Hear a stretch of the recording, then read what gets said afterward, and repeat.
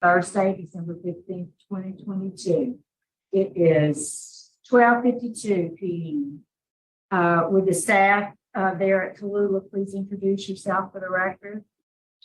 Yes, ma'am. My name is Phyllis Jones, Program Coordinator. All right, thank you. And we have before us Ms. Miller. Good morning, good afternoon. Good afternoon. Introduce yourself and tell us your name and your DOC.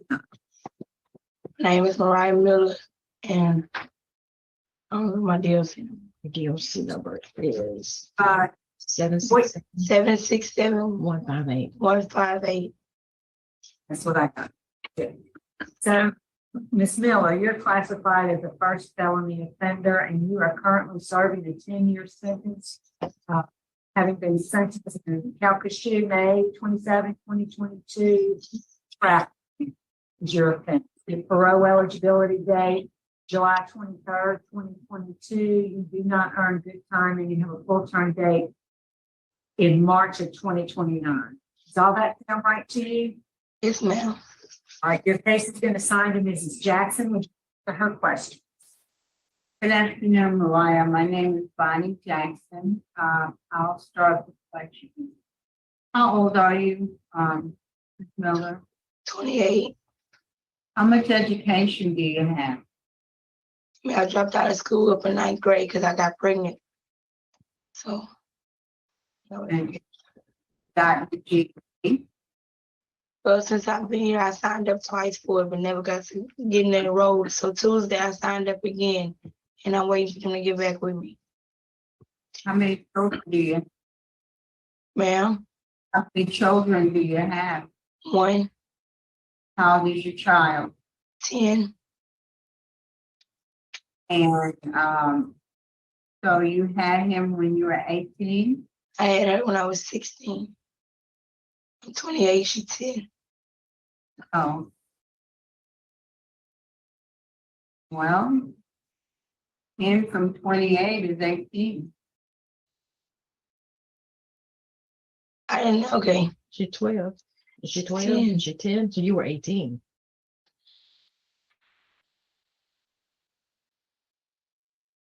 -28 is 18. I don't know. I ain't been in her life really. Not really. I mean, I'm supposed to keep up with it, but So who has daddy, daddy, you have custody of her. so when's the last time you even saw or heard from him? Maybe 6 years now. And how long have you been in prison on this charge? It'll be 4 years in March. So you had lost custody of her even before. I never lost custody. I gave him custody because I was young when I had her and I wasn't ready to be a mother. How old was he? Ma'am, How old was the father? he was 23. Okay. So let me ask you this. How did you end up in the situation that you're in right now? I was hanging with some guys and I mean, they had something going on. They had things going on that I really wasn't worried about. And I ended up, I was at the wrong place at the wrong time and I was with, I got in this situation. Okay, you're not really answering the question. Were you personally involved in prostitution? Have you ever acted as a prostitute? Me, myself? Hmm? Yes, ma'am. And how old were you when you became involved in prostitution yourself personally? 25, maybe. 25. Why at 25 you became involved in prostitution? I was hanging with people that were doing it. And someone had asked me to do it and I did it. You ever have a regular job? Yes, ma'am. What's your regular job? I was working at Church's Chicken How long did you have that job? like a year and a half. And what about drug use? Tell me about your history of drug use. I was smoking synthetic marijuana. When did you start using drugs? When I was like 21. You know, I'm having a real hard time believing that all of this activity started when you were that old. Well, it did. It has. That's when I started selling prostituting, whatever you call it. What about drug use? My drug use, I started when I was 21. When did you start with? I started out smoking real marijuana, but then I hanging with the other people. I just, whatever drug they did, I did. And I was with guys that were smoking synthetic marijuana, and I started smoking it. Did you have a pimp? A pimp. I had someone, I guess that's what you call it, they're controlling your money and telling you what to do. How did you get yourself in that situation? I'm trying to understand why your life is I don't want to. what you say. I was talking to the staff. I got involved in this situation being a prostitute. I was with someone, my cousin. She was a prostitute. Her girlfriend was, I guess you could say, someone that controlled her money. And her girlfriend asked me if I wanted to make some money. And, I said, yeah. And it went from there. Where was your mom? My mom was living her life, taking care of her other kids. I had then moved out. I was grown. When did you move out? Me and my mother didn't have a good relationship. We never got along. So really and truly, I was out on the streets since I was 16. Okay, okay, if you were when you were out on the street at 16, who were you with? I was with some guys, my friends. We was in the motel rooms. And I was with them, staying with them. I had nowhere to go, so I was, trapping, I'ma say. You were what? Trapping. That's what they call it. Like being in a motel room and doing stuff, doing drugs and Prostitution? yeah, I guess. Yeah. Have you ever been diagnosed? Have you ever had any kind of psychological evaluation or did you have any kind of learning disabilities when you were in school? Did you struggle in Yes, school? I did. Yes, ma'am. Have you ever been tested for any kind of, did they ever test you in school for any kind of learning disability? No, I was in resource. And what was the resource about? It helped me with what I didn't understand. It helped me.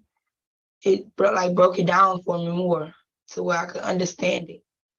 Because I'm not good at catching on fast at stuff like it. Some people are. I'm not advanced as other people. I understand. So have you made an effort to get a GED? Well, I just said I tried. Yeah, this is my third time. I've been trying to get in any type of class since I've been DOC. I signed up for GED twice. Nothing happened. Tuesday, they came back around with another sign-up sheet. I signed up again. I can keep signing up, but it's up to these people to put me in the class. I can't make them. I'm trying. I've been trying since I got here. Okay. Have you had any kind of program? None.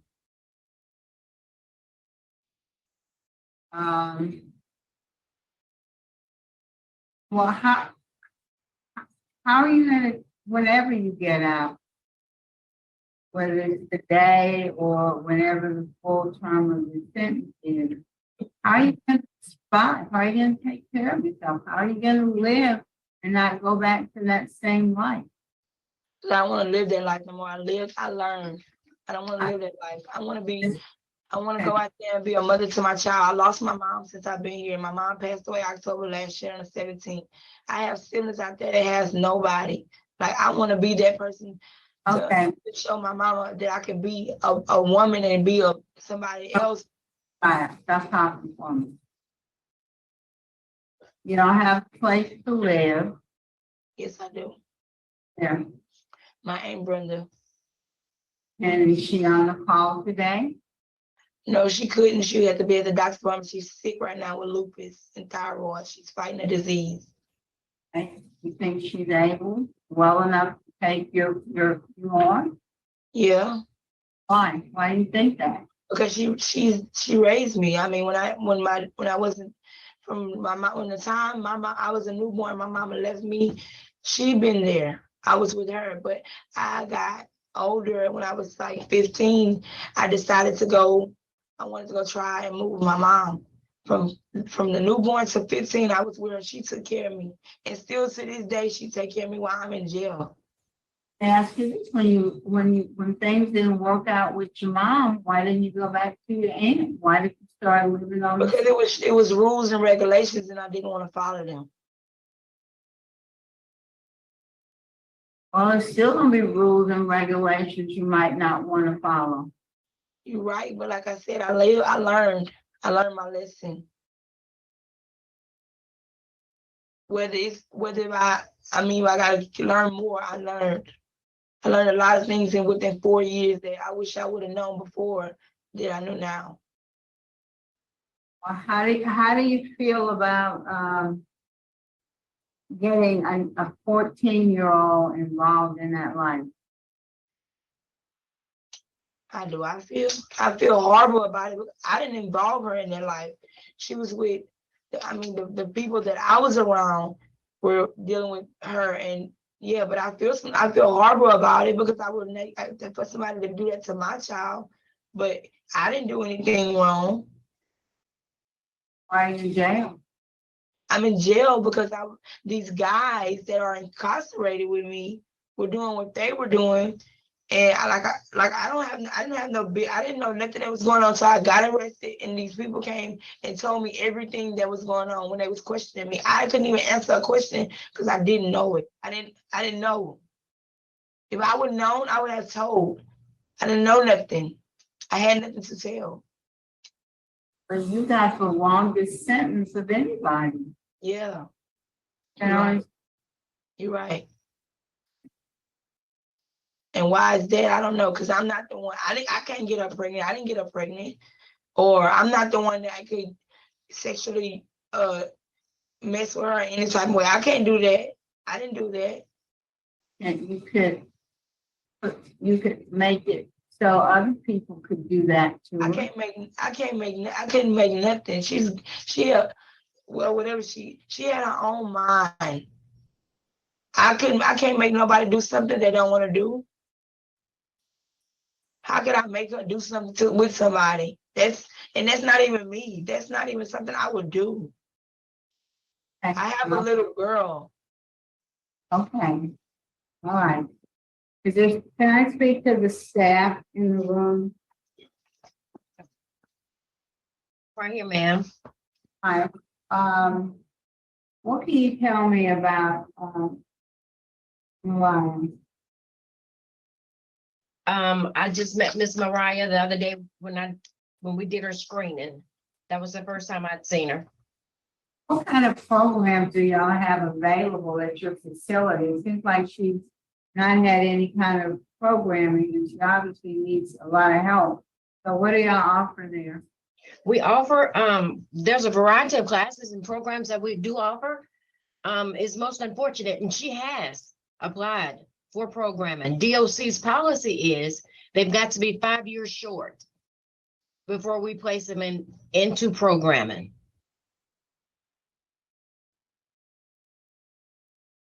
So we offer substance abuse, we offer beyond trauma, living in balance, risk management, And Go back to the trauma one.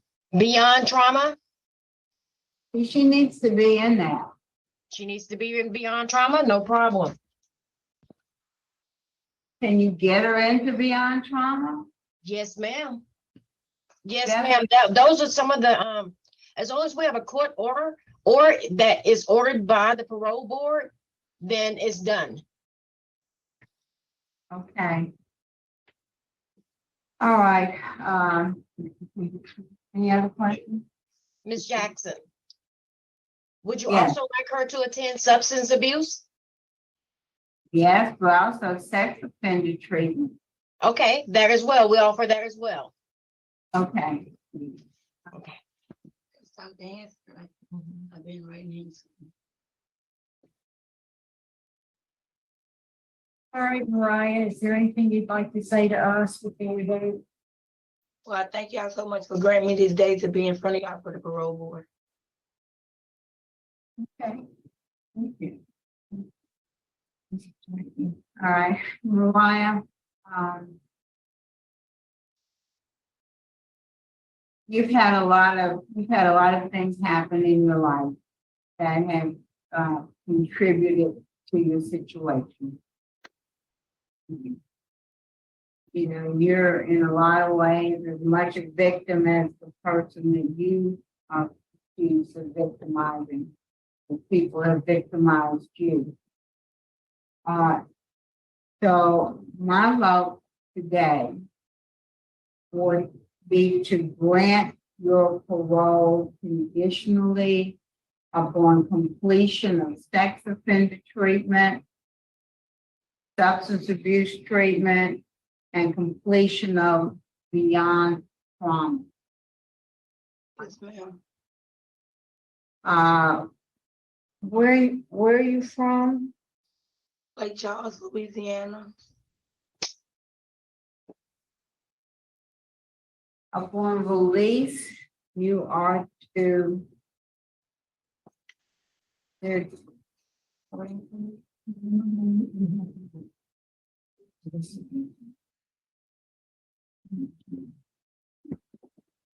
I'm going to order that you enroll in probation and parole day reporting center. You're enrolled in GED classes. We'll just start with that. So that's my vote. Mr. Roche? Thank you, Madam Chairman. Ms. Miller, Yes, Yeah. sir. good afternoon. Good afternoon. I've sat here and I've listened. And you seem as if you have some anger issues or some, as I would say, the old folks would say, a chip on your shoulder. You need to knock that chip off your shoulder, start a new beginning, finish these programs with beyond trauma, substance abuse, and sex offender treatment. If you complete those in 9 months, you'll be released. And get a resolve that you're going to change your life. Yes, sir. Change all your places, things, and people. Don't go back to any place or do anything or associate with any people from your past. Yes, sir. Trying to find a new life, find a good job, take care of you. You have a daughter, Yes, sir. take care of your daughter, and find a good apartment or house and start anew. I've just changed my vote sheet because I was going to deny you. But I think you deserve a chance.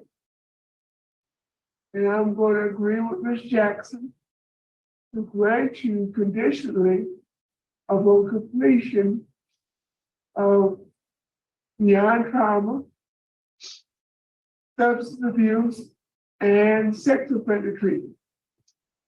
In the same condition as Ms. Jackson.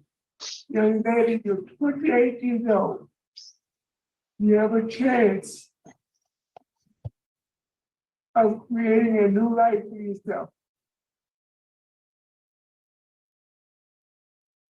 You want to do that for me? All right, Miss Mariah, my vote is the same. Do the same. You've got some work to do, but good luck to you. Thank y'all. You're welcome. That concludes our business in Tallulah. And then we'll adjourn 1:12 p.m. Thanks for coming. Thank you.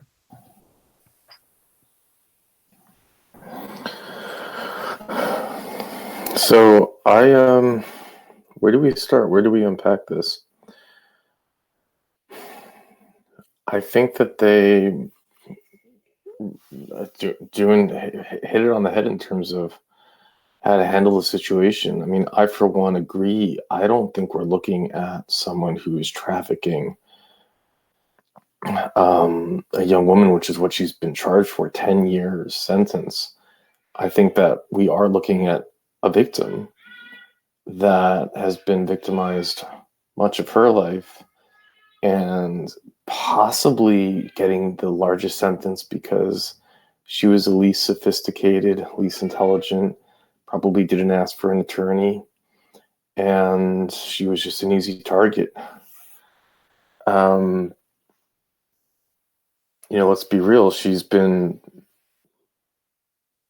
on the streets, and it's interesting to see, she's lying about pretty much most of everything. She doesn't really know better, doesn't understand that it doesn't help her. She's been, if you look at the math, probably she even used the word on the track. So she's been being pimped out probably since the age of 15. She's been probably on everything, and it's interesting that it's sort of synthetic marijuana to start with, which is just so bad.